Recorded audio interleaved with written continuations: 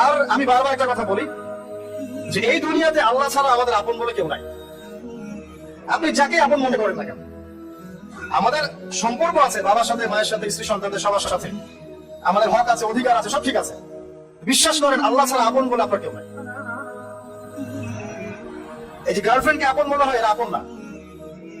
স্ত্রী সন্তানকে খুব আপন মনে হয়, আপনার মৃত্যুর পর 40 দিন সময় লাগবে না, সব ভুলে যাবে। পিতা মাতা ভাই বোন সবাইকে আপন মনে হচ্ছে। পিতা মাতার স্থান বাবা মার পরে, আল্লাহ রাসূলের পরে, সেটা ঠিক আছে। আপন আল্লাহ ছাড়া তারা নন। আপনি তাদের মনোভূত ভাবে নিজে প্রতিষ্ঠিত হতে পারবেন না, তারা আপনাকে চিনবে না। বলে সারাটা জীবন তোর পিছনে এত টাকা ঢাললাম, কি করলি? কিছু করতে পারলি না। আর এখন যারা পিতা মাতা হয়েছেন, সন্তান থেকে আপন মনে হচ্ছে, দেখবেন এই সন্তানকে আপনি আপনার মনোভূত ভাবে সম্পত্তি দিতে পারবেন না, ভরণ পোষণ দিতে পারবেন না। এই সন্তান বড় হয়ে আপনাকে বৃদ্ধাশ্রমে পাঠিয়ে দিতে পারে, নাউজুবিল্লাহ। অথবা আপনার সাথে এই সন্তানই খারাপ ব্যবহার করবে। আপন মনে হচ্ছে? আল্লাহ ছাড়া কেউ আপন না। আল্লাহ ছাড়া আপন কেউ না। আল্লাহ ছাড়া সত্যিকার অর্থে আপনাকে আমাকে ভালো কেউ বাসে না। শুধু আল্লাহ আপনাকে ভালোবাসে। এটা আপনারা হারে হারে উপলব্ধি করবেন যতদিন যাবে ইনশাআল্লাহ। তাই শুধু সেই আল্লাহর জন্যই নিজেকে খালেস করে দেন, আর যার যার হক তাকে তাকে দিয়ে দেন।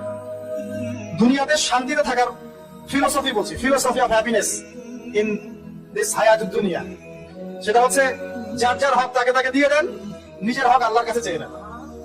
আর দুনিয়াকে আপন মনে করবেন না, আল্লাহ ছাড়া কাউকে আপন মনে করবেন, আপনি সুখে থাকবেন ইনশাআল্লাহ। দুনিয়ার দাসত্ব করবেন, আল্লাহ ছাড়া অন্য মানুষদেরকে আপন মনে করে নিবেন, দেখবেন আপনি পদে পদে কষ্ট পাবেন। কারো কাছে আশা করেন না, কষ্ট পাবেন না। আমি এই প্রসঙ্গে কথাগুলো বললাম যে দুনিয়াকে আপন মনে করতে নাই, আর আল্লাহকে আপন মনে করতে হয়। আল্লাহকে আপন মনে করলে তখন আমার উপর কিছু দায়িত্ব চলে আসে। কি দায়িত্ব?